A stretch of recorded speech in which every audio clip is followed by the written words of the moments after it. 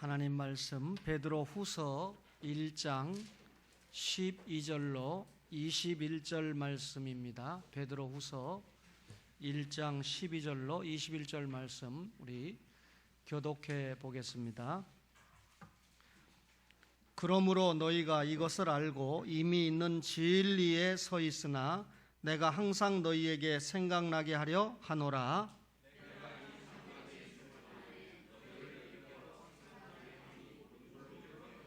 이는 우리 주 예수 그리스도께서 내게 지시하신 것 같이 나도 나의 장막을 벗어날 것이 임박한 줄을 알미라.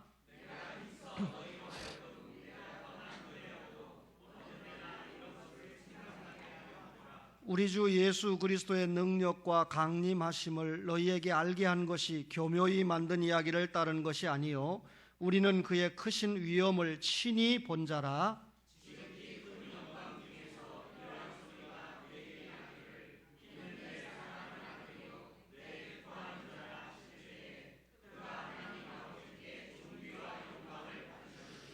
이 소리는 우리가 그와 함께 거룩한 산에 있을 때 하늘로부터 난 것을 들은 것이라.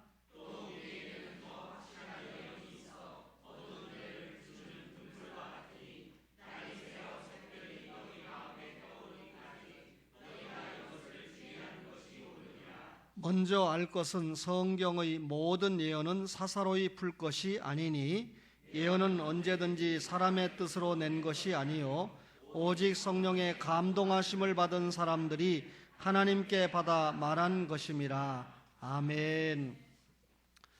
예수님의 12 제자 가운데 베드로는 언제나 수제자의 위치를 점하고 있었습니다.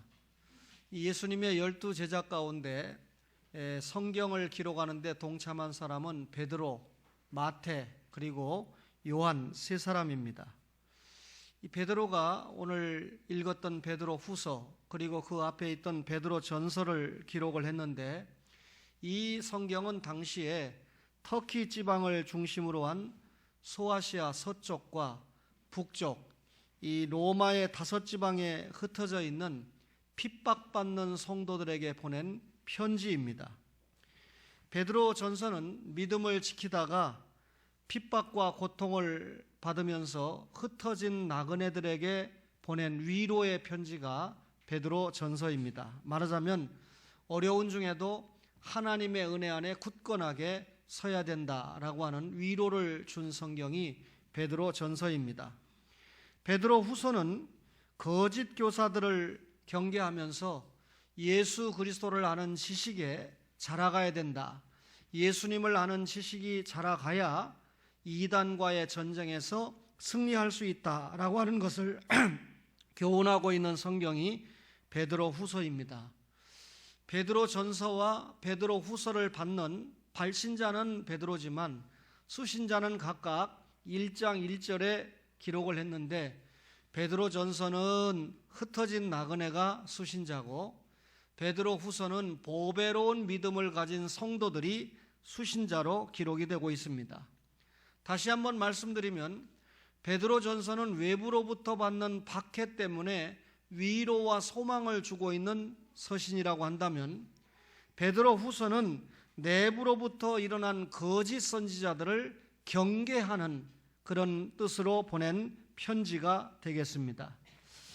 오늘 우리가 1장 1절부터 베드로 후서 1장 1절부터 11절까지는 베드로 후서를 기록하기 위한 서론적인 그런 부분인데 우선 이 발신자가 예수 그리스도의 종이며 사도인 시몬 베드로다 이렇게 밝히고 있습니다.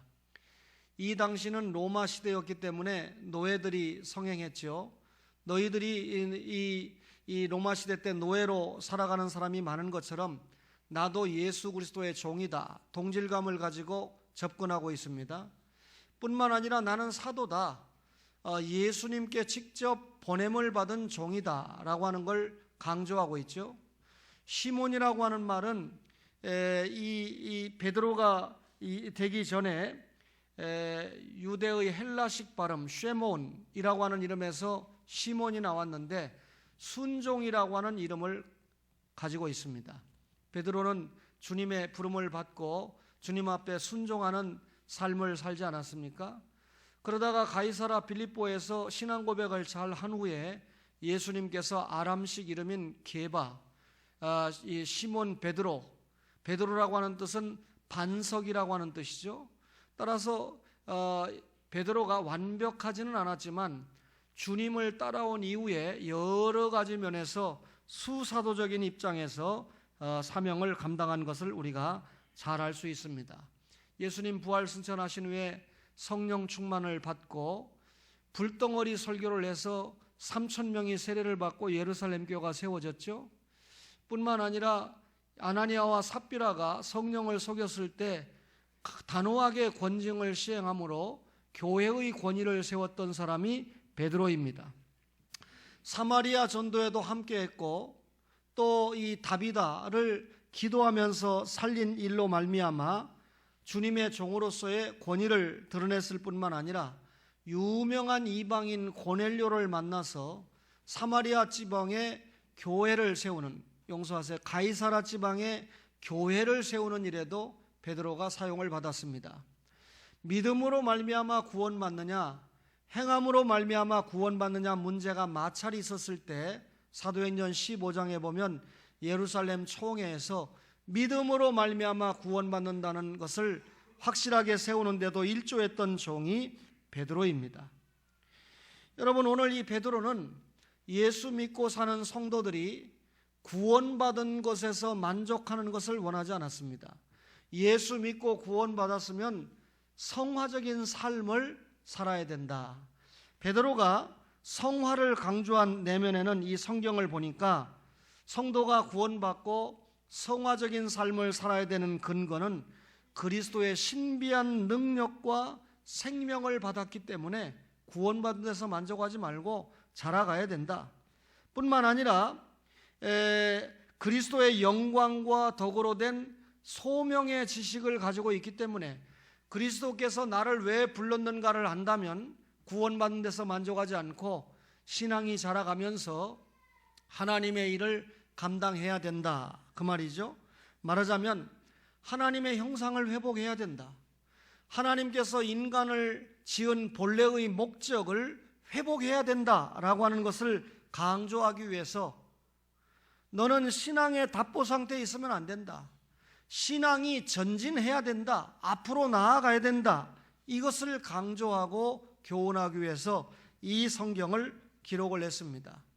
이 성경을 받는 성도들이 성화적인 삶을 이루려고 하면 8가지 덕목을 이루어야 되는데 그 첫째가 믿음이고 그 다음에 믿음의 덕, 덕의 지식, 지식의 절제, 절제의 인내, 인내의 경건, 경건의 형제 우애, 그리고 형제 우애에 사랑을 공급하는 것이다. 말하자면 구원받은 신자가 완전한 대로 나아가는데 성화의 사닥다리가 8단계가 있다라고 베드로가 설명을 한 것입니다. 이런 성화적인 삶을 살면 흡족하게 되고 신앙생활에 더하게 되는 축복이 있다. 그리스도를 더 알게 된다.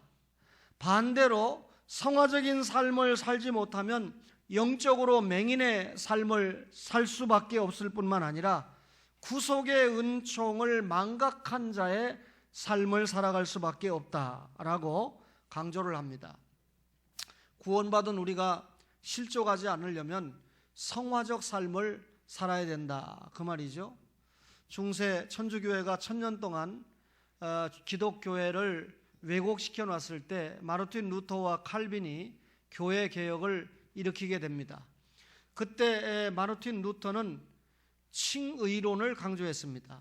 믿음으로 구원받는다. 면죄부 사가지고 구원받는 거 아니다. 십자군 전쟁하거나 마리아 숭배를 해서 구원받는 거 아니다. 오직 믿음으로, 예수 믿는 믿음으로 구원받는다. 칭의론을 강조했습니다.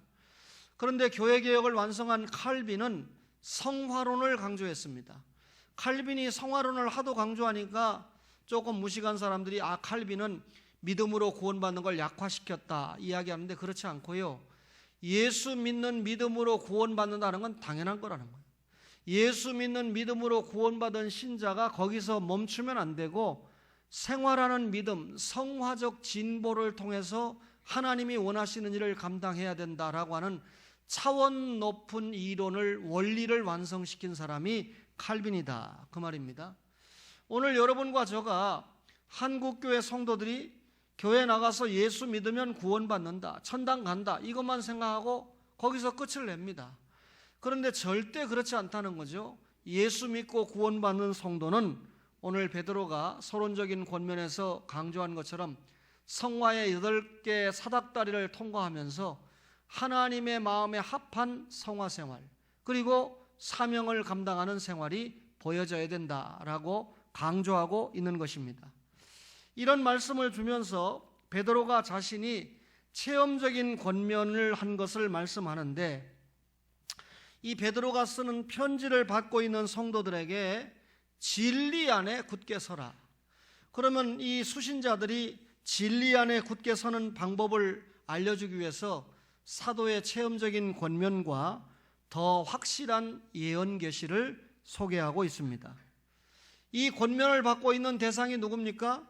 진리 안에 서 있는 성도예요. 그러니까 베드로 전서나 베드로 후서는 불신자를 위해서 준 성경이 아니고 이미 진리 안에 서 있는 성도들을 향해서 주고 있는 말씀이다, 그 말이죠. 이미 말씀드린 대로 베드로 전서는 소아시아에 흩어진 나그네들을 위해서 쓴 편지 아닙니까? 본도, 갈라디아, 갑바도기아, 아시아, 비두니아에 흩어진 나그네. 사도행전 16장에 보면 원래 바울이 소아시아 지역에 가서 전도하기를 원했지만 성령님이 유럽으로 돌리는 바람에 빌립보로 가지 않았습니까? 그때 또 한 유명한 사도인 베드로가 바울이 가려고 했던 그 소아시아 지역으로 가서 하나님의 말씀을 전한 것으로 판단이 됩니다. 지금 베드로가 언급한 지역이 그 지역이거든요. 바울이 가지 않고 자신이 갔을 만한 지역인데, 자신이 갔던 지역이니까 그 지역에 흩어져 있는 나그네들에게 이 편지를 보내고 있다, 그 말입니다. 베드로 후서는 보배로운 믿음을 소유한 자들에게 편지를 보냈는데, 보배로운 믿음을 가진 자들이 어떤 자들이냐? 단순히 예수 믿고 구원받은 것에 머물지 않고 성화의 8가지 사닥다리 덕목을 이미 알고 있는, 다시 말하면 구원 체험의 지식 정도에서 머물지 않고 영적인 성장을 위해서 성화적인 목표를 두고 앞으로 나아가는 성도들이 보배로운 믿음을 가진 성도라는 겁니다. 따라서 보배로운 믿음을 가진 성도들에게 베드로가 베드로 후서를 기록하고 있는데, 이런 권면의 필요성을 베드로가 언급하고 있는 이유는 자신이 이 세상을 떠날 날이 가까이 왔다는 겁니다. 오늘 베드로후서 1장 13절에 보니까 내가 이 장막에 있을 동안에 너희를 일깨워 생각나게 함이 옳은 줄로 여긴다. 14절에는 이는 우리 주 예수 그리스도께서 내게 지시하신 것 같이 나도 나의 장막을 벗어날 것이 임박한 줄을 알미라 그랬습니다. 시간과 공간을 점유하고 사는 자신을 장막이라고 표현했습니다. 그런데 이 장막이 유한한 것이 아니라 시간과 공간에 제한을 받는 무한이 아니라 유한한 장막이라는 거죠. 베드로는 부활하신 주님께 3번이나 사랑의 각성을 촉구받았습니다. 내 어린 양을 먹이라, 내 양을 치라, 내 양을 먹이라, 이렇게 권면을 받지 않았습니까? 부활하신 주님 앞에. 그리고 이어서 요한복음 21장 18절과 19절에 보면 베드로가 어떻게 순교할 것인가, 베드로의 죽음을 통해서 어떻게 하나님의 영광을 드러낼 수 있을까를 이미 예수님께서 예언을 해주셨습니다. 베드로는 지금 자신이 이 네로 통치하에서 순교할 날이 멀지 않았다라고 하는 것을 알고 있었던 겁니다. 여러분, 사람이 자신의 죽음을 알고 있다면, 이 세상을 떠날 날을 알고 있다면 살아있는 동안에 무엇을 해야 하는지를 분명하게 밝혀야 됩니다. 그것이 베드로의 입장에서는 성도들을 일깨우는 것이다. 성도들에게 진리가 생각나게 하는 것이다. 사도들이 지금까지 열심히 가르쳤던 진리가 성도들에게 생각나게 함으로 진리 안에 굳게 서게 하는 것이다. 그죠? 우리 장로님들은 서울대학병원에 입원한 일이 없으니까 아직은 조금 여유가 있다고 생각되지만, 그래도 장로님들 오늘 예배 마치고 집에 들어가시들랑 자녀들에게 내가 죽으면 가족장으로 해라. 국가장으로 하지 말고 가족장으로 하라고 유언을 해야 됩니다. 그렇죠? 여러분, 장로가 돼가지고 정신이 멀쩡할 때 가족장으로 하라고, 이승만 대통령은 그런 면에서 훌륭하잖아요. 가족장으로 했잖아요. 철저하게 기독교 장례 했지 거기 와서 승려들이 춤을 추고 여러분 한 일 전혀 없거든요. 예? 가족장으로 하라고 유언해야 돼요. 국가장으로 하면 안 됩니다. 그렇죠? 여러분, 그리고 설사 유언을 안 해놓고 갔다고 하더라도, 내가 유언을 안 해놓고 죽었다고 하더라도 우리 아들 녀석이 장례를 할 때 누가 와서 절하려고 하면 고인이 예수 믿고 돌아가신 분이니까 목례로 대신해 주세요, 절하지 마세요 라고 써붙이고, 그죠? 박파라 장로님 때 봤지 않습니까? 그렇게 해야지. 장로가 죽었는데 거기 와서 넙죽넙죽 절하는 모습이 온 천하에 공개가 되고, 여러분 전혀 이런 말씀에 비추어 볼 때 내가 이런 얘기까지 하면 너무 속상하지만 그분의 영혼이 천국에 갔을까? 라고 하는 생각이 들 만큼 제가 혼란을 느끼고 있습니다. 평생 설교 듣고 평생 신앙생활해서 장로가 되면 뭐합니까? 그죠? 대통령이 되면 뭐 할 깁니까? 일시로 끝났는데 이제는 영생의 카운트가 들어가고 상급의 카운트에 들어가는데 도무지 이분이 과연 천국 영생일까? 또 천국 영생에서 어떤 상급을 누릴까에 대해서 회의감을 주고 있잖아요. 그 장례식에 동참해서 순서를 맡은 목사님들도 대단히 돌이켜봐야 됩니다. 강단에 가서 뭐 가르칠 겁니까? 자기가 그런 장례 가서 인도하고 자기 강단에 가서 뭐라고 설교할 겁니까? 여러분, 베드로가 권면의 필요성이 뭐냐? 자기가 떠날 날이 멀지 않았기 때문에 권면했어요. 오늘 이 말씀을 받고 개혁주의 신앙을 가지고 있는 여러분과 저가 언제든지 신앙의 개성을 위해서 이런 권면을 해야 됩니다. 그러면서 그 권면을 한 이유와 목적은 진리의 교훈을 생각하게 하기 위함이다. 베드로 후서 1장 15절에 내가 힘써 너희로 하여금 내가 떠난 후에라도 어느 때나 이런 것을 생각나게 하려 하노라 그랬습니다. 베드로는 떠나도, 사도는 떠나도 하나님의 말씀을 가르친 그 진리는 말씀을 받는 세대들이 생각하고 기억하게 하기 위해서, 이 말씀을 은혜로 구원받고 은혜로 성화생활한다는 것을 기억하기 위해서. 인간은 죄인입니다. 죄인이기 때문에 하나님의 은혜가 아니면 구원 못 받아요. 구원받아도 여전히 원죄의 영향이 있기 때문에 주님을 만나는 그 시간까지 주님의 은혜가 없다면 성화생활을 감당할 수가 없습니다. 예수 믿고 구원받았으면 생활 현장에서 언제나 예수 믿는 신자로서의 감격적인 삶이 보여져야 되죠. 따라서 베드로가 지금 권면하는 것은 예수 믿고 구원받았으면 삶을 통해서 예수 믿는 신자인 것을 밝혀야 된다. 베드로가 결론적인 권면을 하고 있습니다. 이 결론적인 권면에서 베드로가 자신의 체험을 통해서 권면하는데 16절을 보실래요?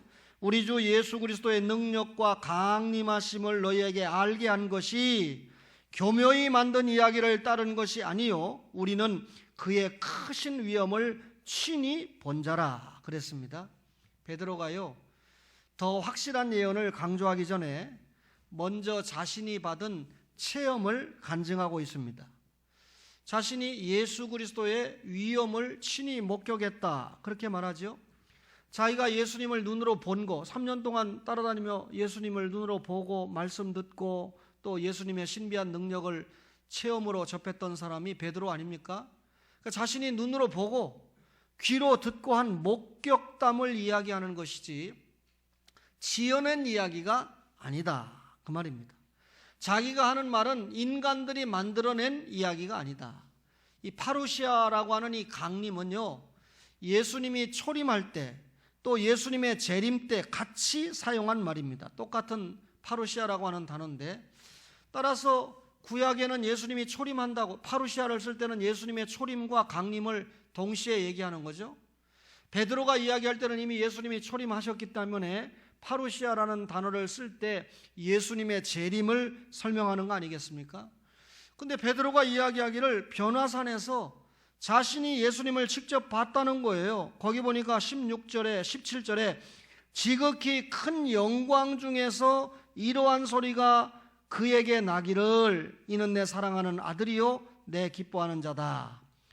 18절 마지막에 보니까 하늘로부터 난 것을 들은 것이라. 마태, 마가, 누가복음에 기록된 변화산 체험을 지금 말하고 있잖아요. 이 변화산에서 호련히 영광 중에 변하는 그리스도를 베드로가 직접 목격을 했다. 그때 자신이 예수님의 모습을 목격했는데 그 영광스러운 변화의 모습으로 예수님이 다시 올 것이다, 재림하실 것이다, 그 말입니다. 그렇다면 이 베드로는 자신의 체험을 통해서 예수님의 재림을 이야기하고 있습니다. 지극히 큰 영광 중에 봤다. 그 영광은 주님의 재림하실 영광이다. 변화산에서 호련히 변화했던 그 예수님의 모습 그대로 예수님이 재림을 하실 것이다. 따라서 영광의 주, 재림의 주를 간증하고 있는데, 베드로가 이런 자신의 체험을 간증하면서 성도들이 구원받고 성화적인 삶을 살 때 그 호련히 변화한 영광 중에 주님이 재림하실 것인데, 앞으로 그분이 재림하기까지 성도들이 어떻게 살아야 된다? 진리 안에 거주하며 살아야 된다. 은혜로운 삶을 살아야 된다, 그 말이죠. 예수님의 재림이 분명히 있는데 깨어서 성화의 삶을 살아야 된다, 그 말 아닙니까? 여러분, 더 확실한 예언을 강조했는데요, 베드로 후서 1장 19절에 보니까 또 우리에게는, 한번 따라합시다. 더 확실한 예언이 있어. 기가 막힌 말이죠. 베드로가 자신의 체험을 간증했는데 자신을 포함한 우리에게는 더 확실한 예언이 있다 그랬습니다. 여기 확실한 예언이 뭡니까? 구원에 이르는 진리가 확실한 예언이죠. 또 자신이 그 확실한 진리, 예수 진리에 대해서 직접 체험했다고 설명을 했죠. 그럼에도 불구하고 자신이 체험한 것보다 더 확실한 예언이 있는데 그게 뭡니까? 성경이죠. 구약 성경이죠. 하나님의 말씀이죠. 지금 이 베드로가 상대에게 진리 안에 서야 된다. 그 진리 안에 서는 방법으로 사도들의 권면을 이야기하고 있습니다. 예수님을 직접 목격한 자들이 권면으로 주고 있잖아요. 근데 그거보다 더 확실한 권면이 뭐다? 더 확실한 예언이다. 성경이다, 그 말입니다. 베드로가 말하는 더 확실한 예언은 예언의 말씀이라는 겁니다. 구약의 선지자들을 통해서 기록된 영감의 말씀이 더 확실하다. 전 구약 성경이 누구에 대해서 기록했습니까? 예수님에 대해서 기록했죠.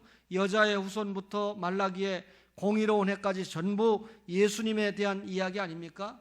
그래서 예수님이 친히 요한복음 5장 39절에 성경이 곧 나에 대해서 증언한 것이다 라고 말씀을 하셨거든요.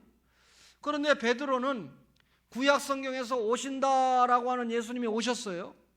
그 예수님 앞에 부름을 받고 직접 예수님을 보고 직접 예수님의 말씀을 듣고 직접 3년 동안이나 동역을 했다. 체험적인 간증을 이야기합니다. 자신이 예수님의 직접적인 목격자다. 그런데 베드로가 내가 눈으로 본 그것보다 더 확실한 예언이 구약 성경이다 이렇게 말하고 있습니다. 왜 그랬을까요? 변화산 체험은 베드로와 야고보와 요한만의 것이지만 모든 구약 성경은 선지자들의 영감의 기록이라는 겁니다. 이 말이 자신이 변화산에서 본 것이 잘못 봤거나 그 변화산에서 본 것을 잘못 설명하고 있다 이 말 아닙니다. 모든 구약 성경의 예언의 중심이 예수님이었는데 그 예수님 오신다라고 하는 그 성경의 예언의 말씀이 예수님이 오심으로 성취가 됐다는 거예요. 예수님이 오셨는데 성취됐다는 것을 확인시키기 위해서 자신이 눈으로 직접 예수님을 받고 변화산 영광의 체험을 통해서 그 모습 그대로 아직 이루어지지 않았지만 예수님이 재림하실 것이라고 하는 것까지 확실히 믿고 설명을 한 겁니다. 따라서 베드로 자기 자신의 체험은 전 구약 성경이 예언한 예수님이 이 땅에 오셨다라고 하는 성취를 확인시키는 목격자로서 사용받았을 뿐이다, 그 말입니다. 그러니 자신의 체험보다 더 확실한 예언이 성경이라는 거예요. 그러면서 그 성경 말씀은 등불과 같고 샛별과 같다. 등불이 뭡니까? 밤을 밝히는 기능을 하는 것이 등불이지 않습니까? 여기 밤은 죄악의 깊은 밤을 이야기하겠죠. 열처녀 비유에서 등불은 여러분 신랑을 맞으러 가기 위해서 필요한 거 아닙니까? 등과 기름, 그죠? 말씀과 성령. 누구를 맞으러 가기 위해서 필요했던 거죠? 예수님, 신랑을 맞으러 가는데 필요했던 겁니다. 따라서 더 확실한 예언, 구약 성경이 등불이에요. 구약 성경이 뭐에 필요합니까? 예수 그리스도를 맞으러 가는데 필요한 등불이었습니다. 구약 성경은 예수님 안 오셨거든요. 오신다고 얘기했거든요. 그러니 구약 성경을 읽으면서 그 말씀에서 말하는 그게 등불이니까 주인공인 예수님을 맞으러 가기 위해서 필요한 것이 등불이다. 따라서 구약 성경을 제대로 깨닫고 등불이신 예수님을 맞으러 가는 겁니다. 따라서 여러분 마찬가지로 이 등불이신 예수님을 만나러 가기 위해서 필요한 것이 구약 성경이었던 것처럼 예수님의 재림을 맞이하는 데 필요한 것이 베드로의 간증이나 체험이 아니고 뭐라는 겁니까? 동일하게 하나님의 말씀이라는 겁니다. 구약 성경이, 신약 성경이 예수님의 초림과 재림을 맞이하러 가는 등불이다, 그 말입니다. 그렇다면 여러분과 저가 더 확실한 예언인 신구약 66권의 말씀에 머물러야 된다, 그 말이죠. 베드로는 더 확실한 예언을 샛별과 같다 그랬어요. 등불은 밤에만 비추게 됩니다. 샛별이 떠오르게 되면 그 기능은 필요가 없어요. 샛별이 떠올랐다는 건 낮이 밝았다는 뜻이니까 어둠을 밝히는 등불은 필요가 없지 않습니까? 샛별이라고 하는 원어가 헬라어로 포스 그리고 페로, 포스는 빛이라는 뜻이에요. 페로는 가져오다라는 뜻입니다. 그러면 샛별이라고 하는 헬라말의 뜻은 빛을 가져오다, 그 말이에요. 그럼 빛이 누굽니까? 광명한 새벽별이 누구죠? 예수님이에요. 따라서 여기 샛별이다 이 말은 예수님을 가져오다, 예수 빛을 가져오다, 그 말입니다. 그렇다면 여러분 예수님이 재림하는 날, 그동안은 예수님이 재림하기까지는 등불이 필요했어요. 그죠? 예수님이 재림하기까지는 성경이 필요해요. 예수님이 재림하시면 성경 필요 없죠. 천국에 가면 성경 필요 없죠. 왜냐하면 예수 자신이 성경이고 예수 자신이 진리이기 때문이잖아요. 따라서 샛별이신 예수님이 온다, 빛을 가져왔다, 이 말은 등불이 사라졌다, 어두움이 사라졌다, 이제는 세상에 어떤 빛이 필요 없는 영광의 세계, 새 하늘 새 땅이 전개될 것이다, 그 말입니다. 구약의 모든 예언이 성취되고 뿐만 아니라 완성되는 날이 예수 그리스도의 재림의 날이다, 그 말입니다. 따라서 베드로는 자신의 체험보다 더 중요한 확실한 예언인 성경을 마지막 결론에 뭐라고 얘기합니까? 사사로이 풀 것이 아니다. 예언은 사람의 뜻으로 낸 것이 아니고 성령님의 감동으로 기록한 것이기 때문이다. 따라서 여러분과 저가 이 성경을 풀려면 성령님의 감동의 세계로 들어가야 돼요. 성령님의 인도를 받아야 됩니다. 공적으로 이 성경을 풀어야 돼요. 제가 금요일 날 신학교에 가서 강의를, 특강을 하면서 참 시종 내내 고마운 학생들이다. 여러분 옛날에는 너도 나도 주의 종이 되겠다고 신학교 문을 노크를 합니다. 그런데 요즘은 신학교 이제 미달이거든요. 여러분 4대1, 5대1, 6대1 참 제가 잘 아는 친구가 작년에 고려신학대학원 떨어졌잖아요. 올해는 미달이 돼요. 제가 간 날이 원서 마감일입니다.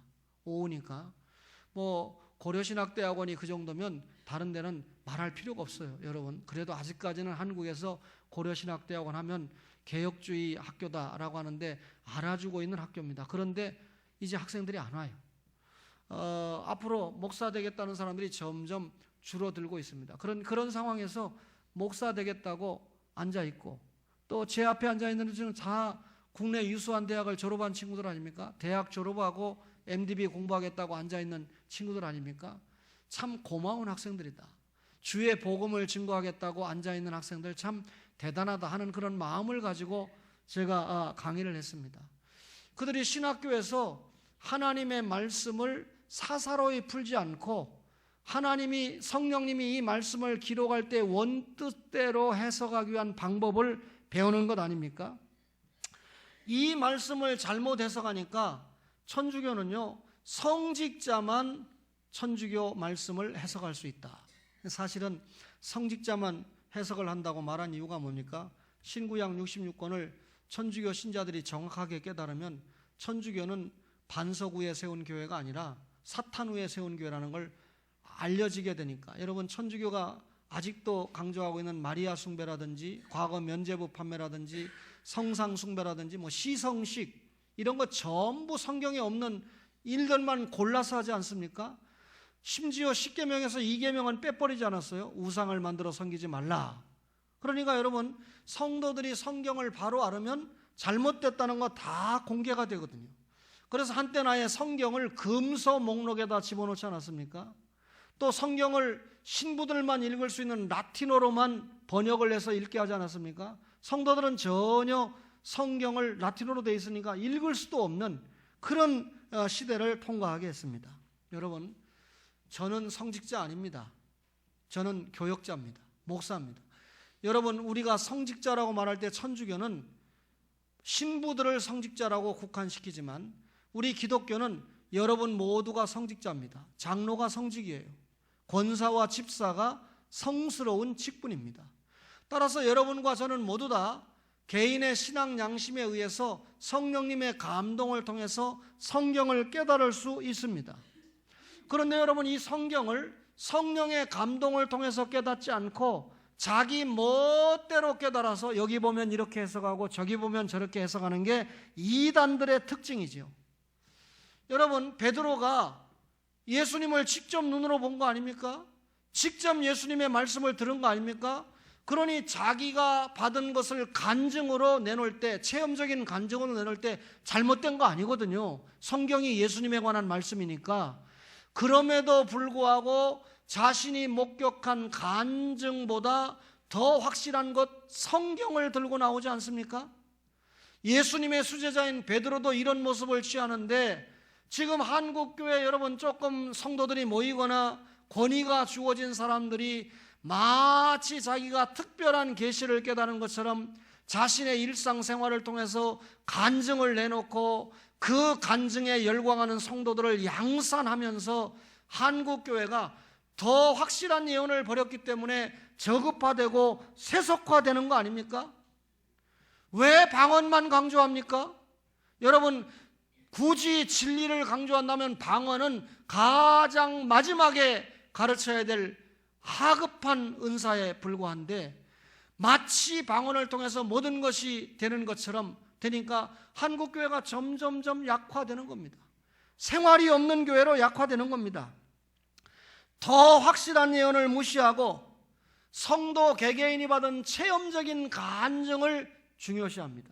그래서 여러분 자기의 특별한 이야기를 할 때 여러분 자기의 특별한 간증은 너 때문에 하나님이 주신 거지 그게 나하고 무슨 상관이 있어요? 여러분 주님 앞에 충성 안 하다가 차가 뒤집어져서 죽을 뻔했는데 갠신히 차 뒤집혀서 깔려가지고 주님 살려주세요. 살려주시면 제가 주님 일 할게요. 그랬더니 병원에 가서 6개월 만에 깨어나서 살아났다. 그래서 내가 지금 주님의 일을 한다. 여러분 나 간증한다. 이 등신아 뭐 어떻게 신앙생활하다 차 밑에 깔리냐. 이런 반응이 나와야 되는데 그 간증을 들으면서 은혜 받고 난리가 납니다. 그래놓고 설교하면 졸아요. 하나님의 말씀을 이야기할 때 열광하고 은혜를 받고 실제로 박수가 나올 만한 그런 분위기가 돼야 되는데 하나님의 말씀 제대로 전하는 교회는 안 모인다는 거예요, 공통적으로. 그죠? 그리고 여러분, 간증하고 축복 설교를 하고 샤머니즘적인 기복 설교를 내놓는 교회는 모인다는 거예요. 얼마나 여러분 성화와 관련이 없는 성도들의 모습입니까? 한때 여러분 체험적인 간증이 얼마나 열광하는 시대가 있었습니까? 베드로의 이 설교를 우리가 가슴에 담으면서 자신의 간증보다 자신의 체험보다 더 확실한 것이 뭐다? 성경 말씀이다. 따라서 성경 말씀을 우리의 신앙과 행위의 유일무이한 법칙으로 삼아야 된다는 거죠. 문제는 성경 말씀에 너무 무식하다는 거죠. 성경 말씀을 또 알아도 순종하지 않는다는 거죠. 여러분, 국보적인 용서하세요. 장로 대통령이 돌아가셨는데 패널들이 앞에 굉장히 인기 있는 것만 얘기해요. 마지막에 IMF를 끌고 왔다 그러면 마저 죽을 분위기입니다. 지금 분위기가. 한국 사람들은 사람이 죽고 나면 참 관대합니다. 그죠? 저는 여러분 그분 현직에 있을 때 여러분에게 강조했어요. 삼풍백화점 무너지고 육군에서 사고 나죠. 아시아나 떨어지고 공군에서 사고 나죠. 서해 카페리오 뒤집어지고 해군에서 사고 나죠. 육해공은 정신없이 사고 날 때 하나님이 그분에게 사인 준 거예요. 김영삼 대통령이 무슨 잘못 있습니까? 여러분, 그 앞에부터 다 구조적으로 잘못돼서 총체적으로 참사가 나타나는 건데, 따라서 이런 부분은 뭐 다 책임이 없는 건 아니겠지만 이런 부분을 신앙이 있는 장로 대통령으로서 확실하게 끌고 가야 된다라고 하는 계시를 하나님이 사인으로 준 건데, 여러분 돌아가시고 나니까 뭐 필름이 끊어질도록 술을 드셨다고 그러죠. 김대중 전 대통령이 담배를 끊었다고 하는 그 소식을 듣고 그날 저녁부터 담배를 끊었다고 그러죠. 성질나면 줄담배를 피웠다고 그러죠. 거기다 돌아가시고 나니까 또 장로라고는 써놨는데 보니까 거기 와서 정치인들이 넙죽넙죽 절하고 있죠. 또 이 사무제는 뭡니까? 사무예배는 뭡니까? 또 등등 여러 가지 면에서 이게 장로님이 돌아가신 장례인가? 국가장으로 됐으니까 제가 양보하겠습니다. 국가장은 도리 없이 뭐 한국의 4대 종교가 와서 또 해야 된다고 칩시다. 그래서 노제를 하나 안 지냈다는 걸로 양보가 되겠습니까? 최소한 절하는 것은 막았어야 될 거 아닙니까? 그렇죠? 따라서 이런 설교를 들 때 여러분, 목사가 비판하기 좋아한다 이렇게 듣지 마시고, 말씀을 듣고 있는 여러분들, 주님을 만날 날이 멀지 않은 여러분과 저가 확실하게 미리 유언해 놔야 됩니다. 내가 죽으면 기독교 장례로 해라, 교회 장례로 해라, 가족장으로 해라. 아멘 안 해도 좋아요. 더 확실한 예언. 자, 계시록 1장 3절에 이 말씀을 읽는 자와 듣는 자와 그 가운데 기록한 것을 지키는 자들이 복이 있다라고 하는 말씀을 생각하시면서 더 확실한 예언의 말씀대로 믿고 생활하는 여러분과 저가 되시기를 주님의 이름으로 바랍니다.